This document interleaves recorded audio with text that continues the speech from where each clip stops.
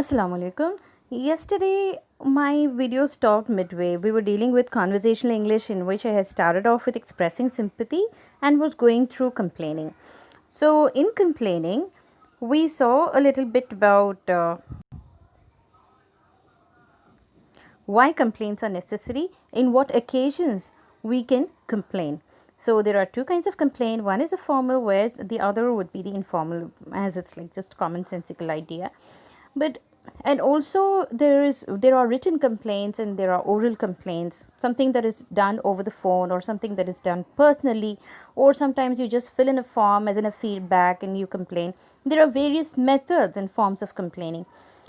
The idea of complaining is to show that you are displeased, that you are frustrated by something that someone else has done, when they actually owe you a good service of some sort.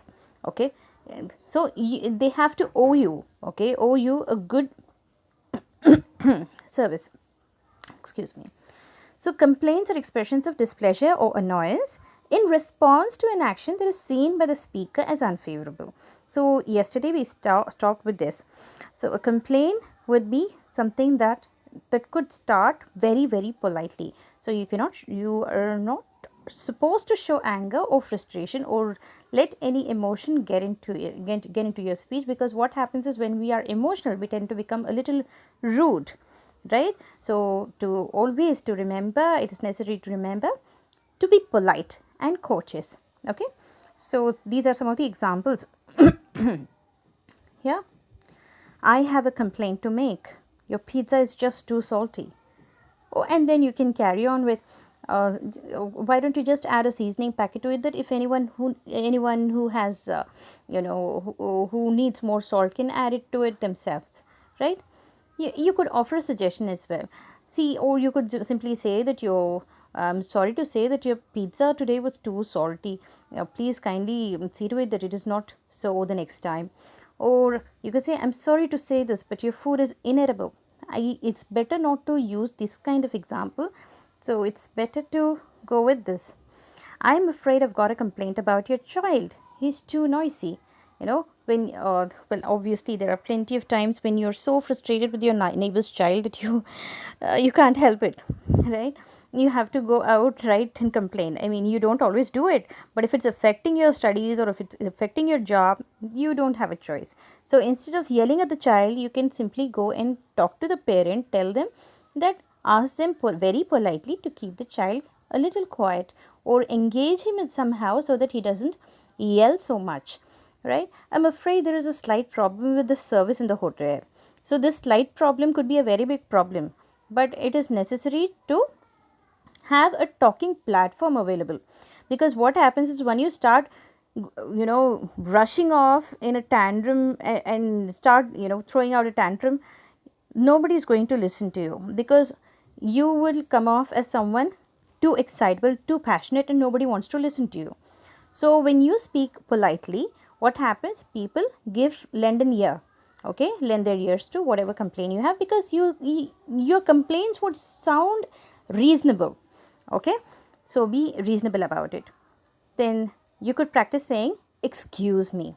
See, when I was a child, when I was growing up in my school where I was studying, every day during the assembly we were taught a small some axiom. Okay, some axiom like thing.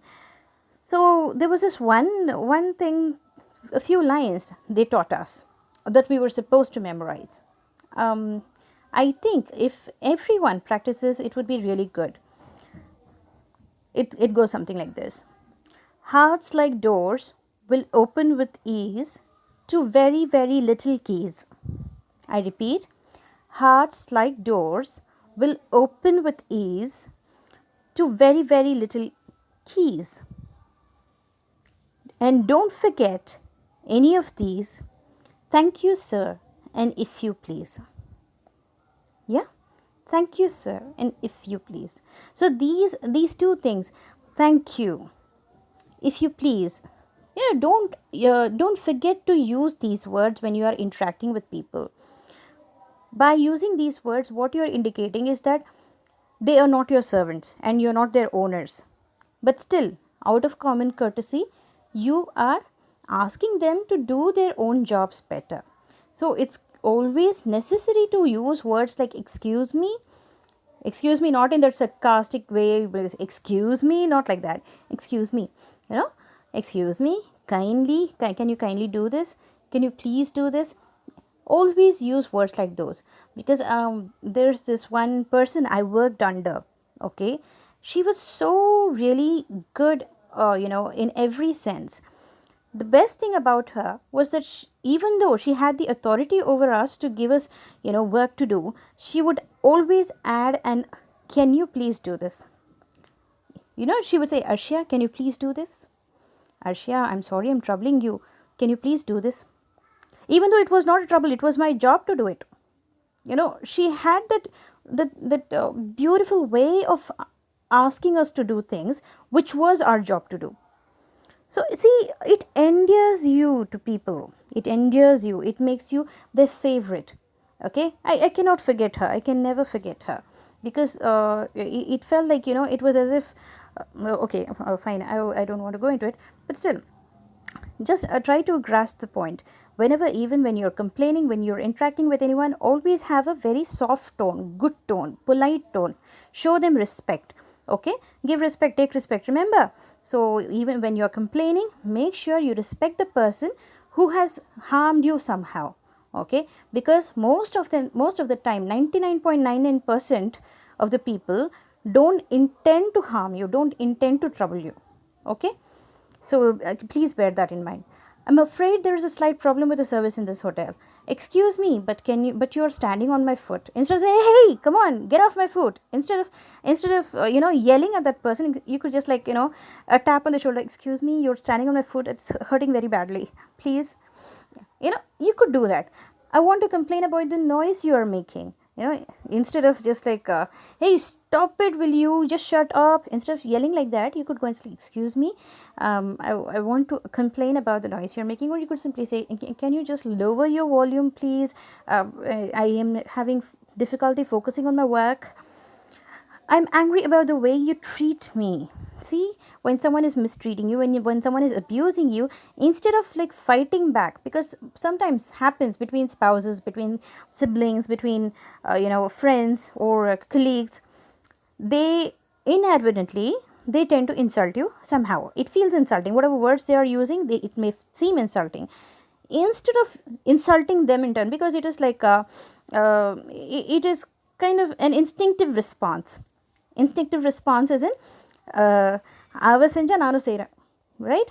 That kind of instinctive response we have within us. If someone slaps you, you go and immediately slap back. That's a kind of response mechanism we have. But instead of insulting that person back, if we politely point out how they are insulting us, they will seize it. There is a possibility they may continue, because that's how they are. Some people are like that. But it's necessary that you hold on to the politeness, or you hold on to your manners. Okay, so just point out what the trouble is. Instead of accusing the person who is who is doing the harm, accuse the action that person is doing, okay, which is creating all the trouble for you. So responding to complaints, how do you respond? Because it goes both ways, right? So people are capable of harming you, and you too are capable of harming other people. So how do you respond to someone who is complaining against you? So instead of just see, another instinctive response we have for complaints, when someone complains against us, when we are at the wrong, we become defensive. Okay, defensive as in we start saying, no, I didn't do anything. No way, I did not do at all. If someone says, why did you do it? It's me, no, it's not me. You point it out to someone else, right? So instead of instinctively responding, it is better to accept your fault, your mistake, and instead of providing too many excuses, stick to a very simple sorry.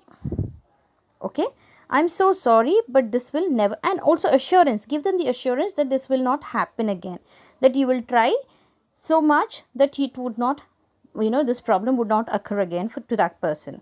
Okay, that person won't be troubled again this way. So you could say, I'm so sorry, but this will never occur or happen again. I'm sorry, we promise never to make the same mistake again, because yes, there are plenty of other mistakes to make.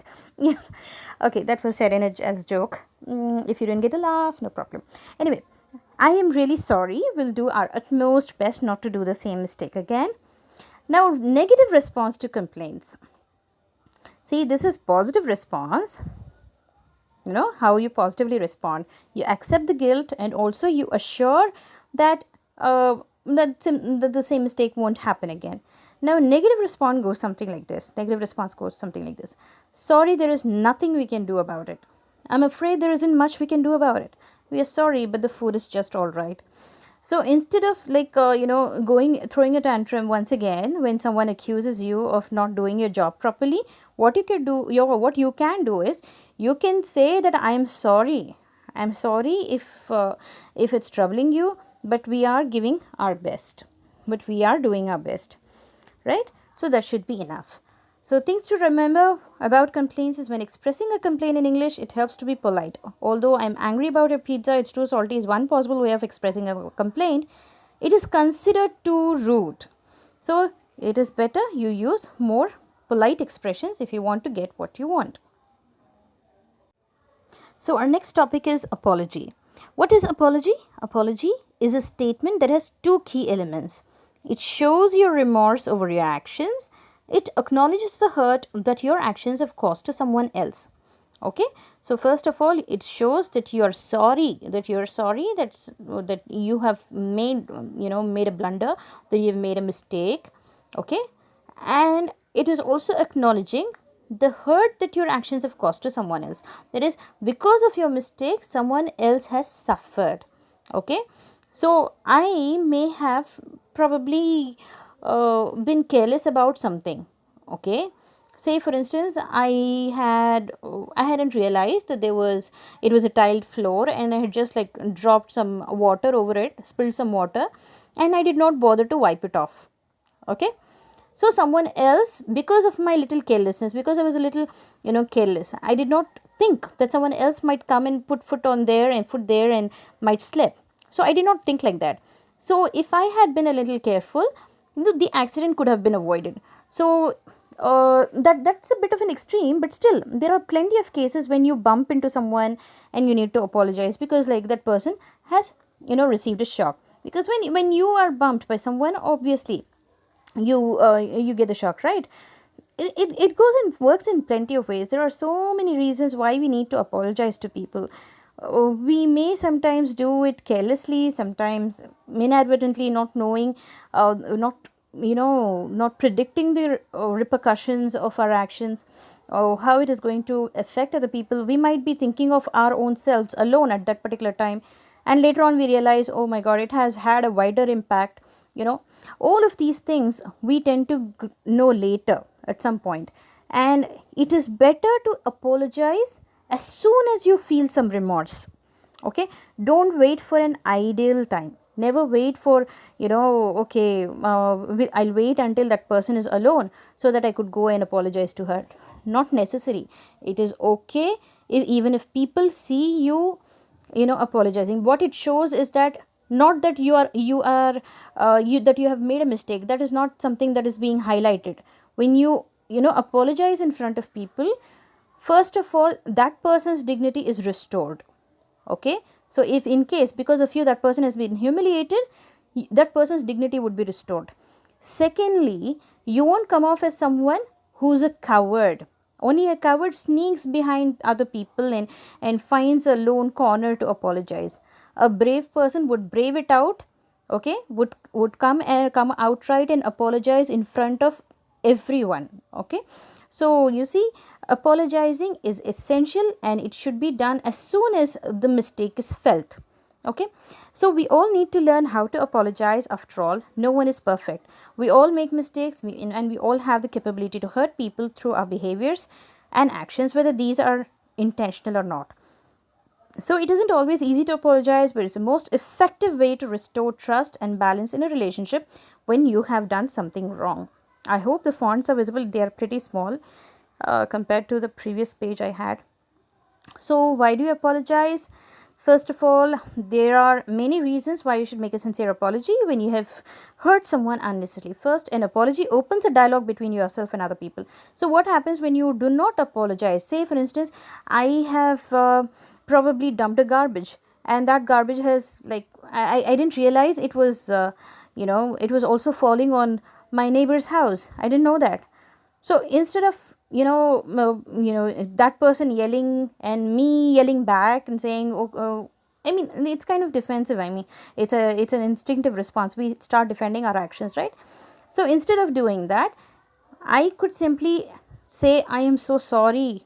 I'm so sorry. I didn't realize that the garbage was falling into your courtyard. I'm sorry. I mean, I don't do that. Normally, I wouldn't. But just as an example, okay? Nobody does that, of course. I mean, but then we tend to do things that hurt people without us knowing it. Say, for instance, there are two friends, and one friend, or there are three friends, and there are two friends who are like just talking about the third friend in her absence, and that person comes and, overhears, and there is a miscommunication, and she misunderstands, and it's better to go outright and say, I'm sorry, this is not what I meant. If you closed up, if you did not apologize, what would happen is that there will be a permanent damage in your relationship. Okay, same goes for siblings, same goes for your spouses if you're married, that is, and same goes for even parents and children, or for any aunt, uncle, relatives, colleagues, friends. It applies for everyone. Okay, so apologizing builds relationships. Please keep this in mind, because unless you feel that you are sorry about hurting someone, it indicates your lack of empathy, your lack of emotion, your lack of concern for that person. So no one would want to befriend a person who has zero concern for others.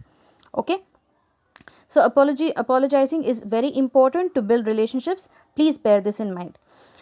So it opens a dialogue between yourself and other person. Your willingness to admit your mistake can give the other person the opportunity he needs to communicate with you and start dealing with his feelings. So when you apologize, you also acknowledge that you engaged in unacceptable behavior. So it is absolutely, it is a benchmark of your own conscience. Okay, it shows that you have a conscience and you have certain manners, and when you apologize, you are showing them that you have behaved in a very bad way, and you know it, and that's why you're apologizing. Okay, this helps you rebuild trust and reestablish your relationship with the other person. It also gives you a chance to discuss what is and isn't acceptable. So what's more, when you admit that the situation was your fault, you restore dignity to the person you hurt. So as I said already, once you accept that the situation was your fault, you are allowing that person to get back her dignity, his or her dignity. So last, a sincere apology shows that you are taking responsibility for your actions. This can strengthen your self-confidence, self-respect, and reputation. Please make a note of this. Okay, this part particularly, because see, when you apologize, you're not only doing it for the other person, you are doing it for yourself, because once you realize your mistake, you apologize, and then you reform, you get a chance to reform yourself. It is stored in your memory, next time you should not do this. Okay, so what happens, you become a little better. That's the point of life, right? Every day you have to become a better person, otherwise there is no point in living. There is no point. Why do you get an education? Education is to improve yourself, to make yourself a better person. Why do you read about Plato or Aristotle or Ben Jonson? Okay, this is what class I took for you in the morning. But the point is that when you apologize, you become a better person, and being a better person is more essential than knowing or having all the knowledge in the world. Okay, it is necessary, beyond necessary. All right, so yeah, so it restores your self-confidence and self-respect and reputation. You're also likely to feel a sense of relief when you come clean about your actions. It's one of the best ways to restore your integrity in the eyes of others. See, doing it for other people, Just because other people will come to know that you are a better person, it's not essential. Because see, once you go that road, once you take that road, that I, okay, some people, some there is someone else watching me, there are other people seeing how I behave. Once you go that line, everything you do would be artificial. It would be a hypocrisy. Because see, within you may harbor all sorts of vices, but your outward expression would be of a pious person. That would be hypocrisy. So don't think about what other person is going to think about you. That other person is going to praise you for having good qualities. Do it for yourselves. Okay, do it because you have personal integrity. Okay, do it because it matters you. Be a better person, be a good person, because it matters to you, not because what other people are going to think. Okay, in Hindi we often say, in Urdu often we say, wo char log kya bolenge, wo char log, and then nalper enna solvanga, right? In Tamil we often say that, right? Nalper enna solvanga, nalper enna venalum solittu potom. Doesn't matter. You have to be a good person for your own sake, for your parents sake, because whatever you do, it reflects on your parents. Enna valthu vechirukanga, right? That's what people say, right? So since it's a conversational English, I will go back to English. So the point here is to use words, choose phrases that will best show your genuineness of remorse, the genuineness of your remorse. Okay, so it also negatively affects your team when you don't apologize. So if you are working as a team, if you are working as a group, what happens if you have made a mistake, and your teammates are not happy with you? The entire team will be affected. Your performance will go down because there is miscommunication, right?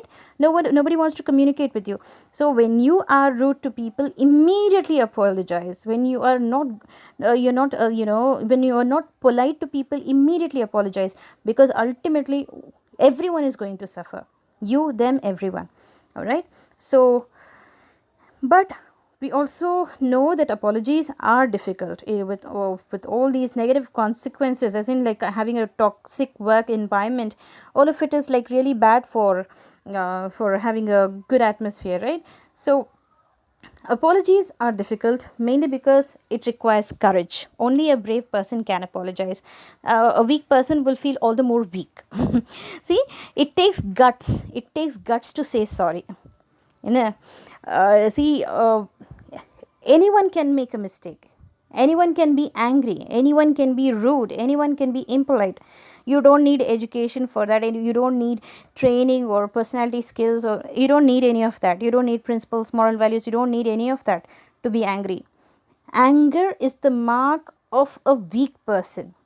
Okay, but remorse can be felt only by a person of refined sensibilities, someone with integrity. Okay, and it takes hell of a courage to really go out and say sorry. So but that does not mean that you should make a habit of saying sorry. I have also seen this. There are some people who just make a job of saying sorry every time they make a mistake, and it seems it's okay for them. It's okay for them. Let your sorries be worth it. Say sorry with the intention of not repeating the mistake. Okay, so I've gone long enough, so I'll just rush up now. So you may be yeah, first of all, show your remorse, express your remorse. Say I'm sorry or I apologize. Okay, first of all, you need to say I apologize, I am sorry, I apologize. This is essential because these words express remorse over your actions. For example, you could say, I'm sorry that I snapped at you yesterday. I feel embarrassed and ashamed by the way I acted. Okay, so you could, if you've been angry or rude to people, rude to someone, you could simply say, I'm sorry, I was like that yesterday. You did not deserve it. I'm sorry. Simply that should be enough. Your words need to be sincere and authentic. No fake sorries are accepted. It has to be sincere. It has to be authentic. Okay, be honest with yourself and with the other person about why you want to apologize. Never make an apology when you have ulterior motives, or if you see it as a means to an end. Don't say sorry just because you are afraid that that person is going to retaliate in some way. Okay, so there is also this Now there's this thing called fear, right? When you're afraid that that person is going to take some action against you, don't say sorry just because of that. Okay, you should say sorry only when you genuinely feel it. If you see it as a means to end, don't do it if you feel like, okay, if I say sorry now, she is going to be of use to me later on, if she is going to help me later on. No, that should not be your intent. Okay, say sorry because you mean it, that you have actually done something wrong, only then you should say sorry. So don't give your sorries away freely. And moreover, another thing, it's also important that you make sure that you have done wrong. Okay, don't simply go around boosting people's ego by saying sorry where it is not deserved. Okay, so you can say, for instance, there are two things. One is the action itself. Okay, action that has caused you, that has caused some person some harm. Another is the way in which you express that. Say, for instance, I have caused someone some difficulty, okay, or someone has called me, given me, made my life difficult. So instead of simply stating out what the difficulty is, if I yell at that person, I have to say sorry. But I should say sorry not for pointing out what the person has done for me, I should not be apologizing for pointing out her mistake. I should be saying sorry because of the tone I used to point out the mistake. That is, if I have been rude, I should be sorry, not for the action itself. The action itself was right. It was necessary that I tell her that she is causing trouble to me, but the tone in which I spoke was wrong. So I have to say sorry for that. All right. Okay. Now moving on.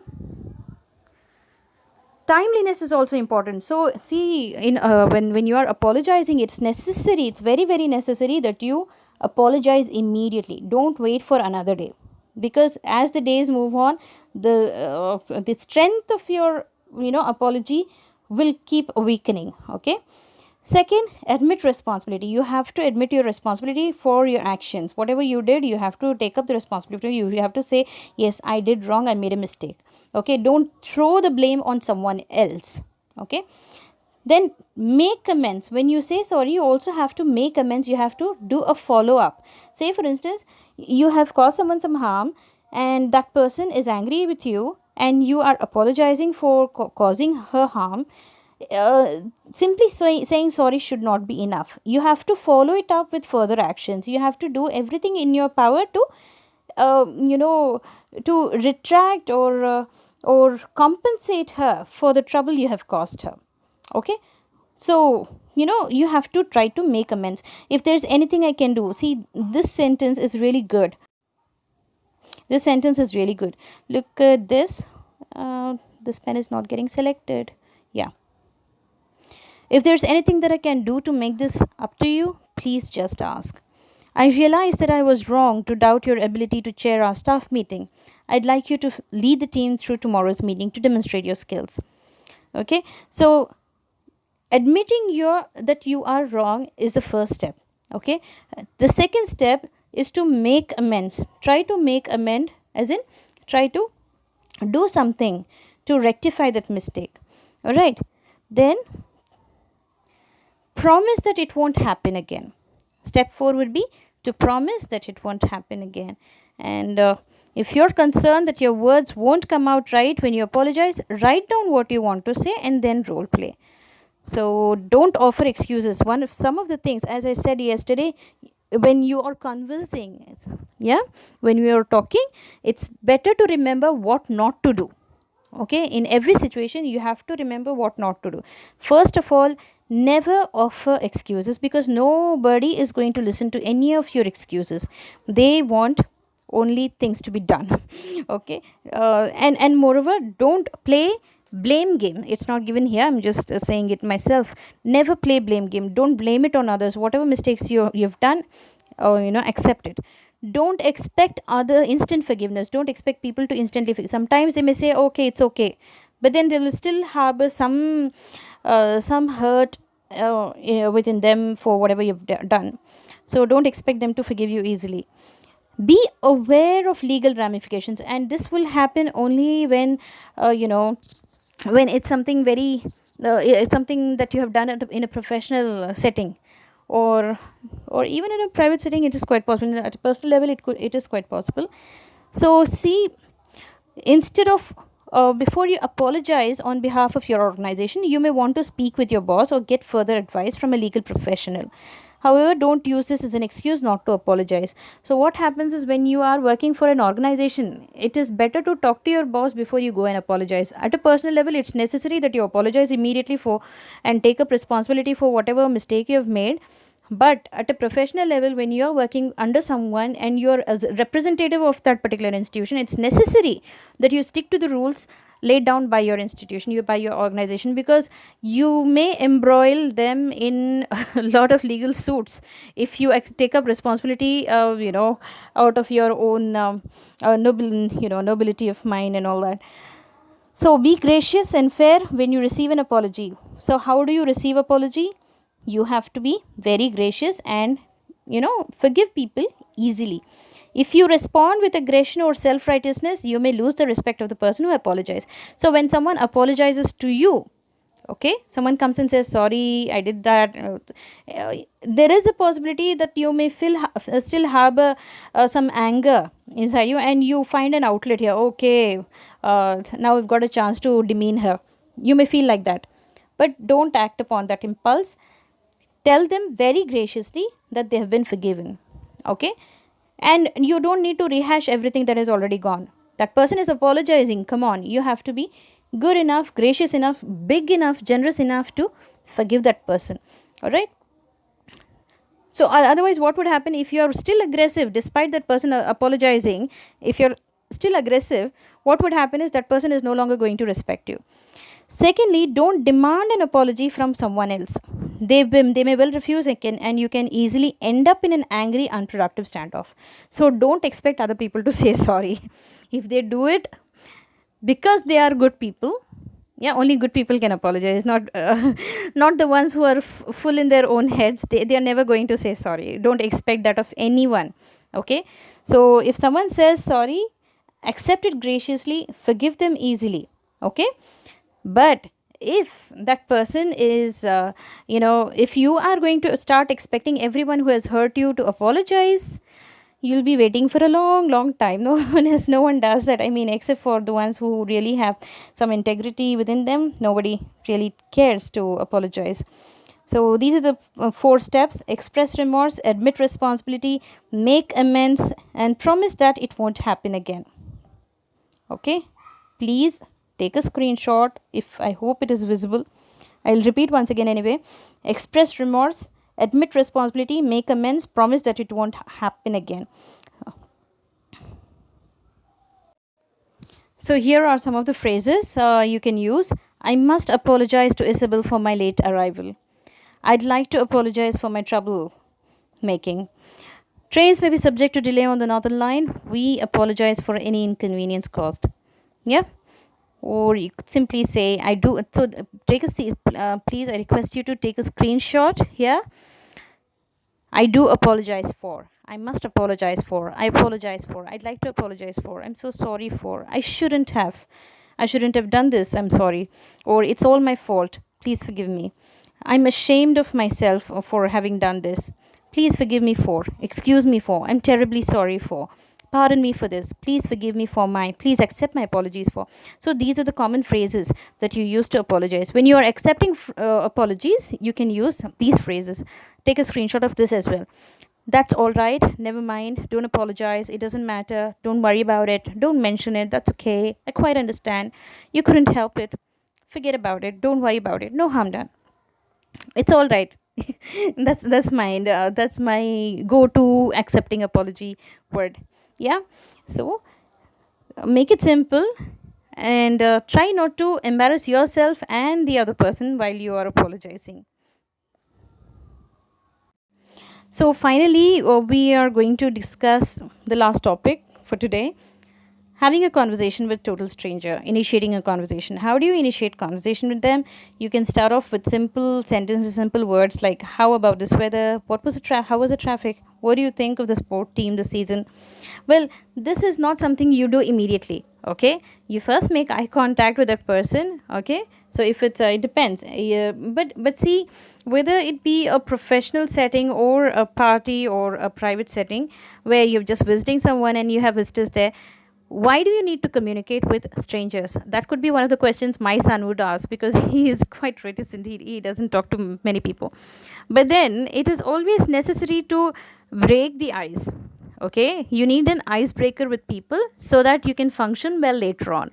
So in a professional setting, it's not polite to keep mum, keep quiet completely, not contribute to the conversation. So you may ask, well, that person is a total stranger. Why should I be talking to that person? Well, there is a possibility that you would be working with that person, and it's better to break your ice and have some friends. Okay, I don't have to talk about having friends, the importance of having friends. Everyone knows that friends are essential in no matter what setting you are working in, right? So yeah, okay, I'm not asking you to become total BFFs immediately, but to break the ice in a professional setting, you need to be able to converse. So you could simply offer them a seat. Okay, you could simply talk about, like, okay, what do you do here? Okay, not so rude, just politely. Yeah, I have been seeing you going here. Do you work in the office or do you work there? Hey, like, you could simply say, well, that's a nice bag, or that's a nice shoe. Where did you get that? I mean, please don't come off as someone who is ready to steal it of them, of their person. But, just a polite interest. Wow, it looks like it's going to rain. And that person would smile, and yes, they may affirm or negate your theory, but you have broken the ice somehow. Okay, bringing a smile to someone's face is necessary to start a conversation. But please don't make any very too obvious rude remarks. Okay, so don't immediately start off with something like, well,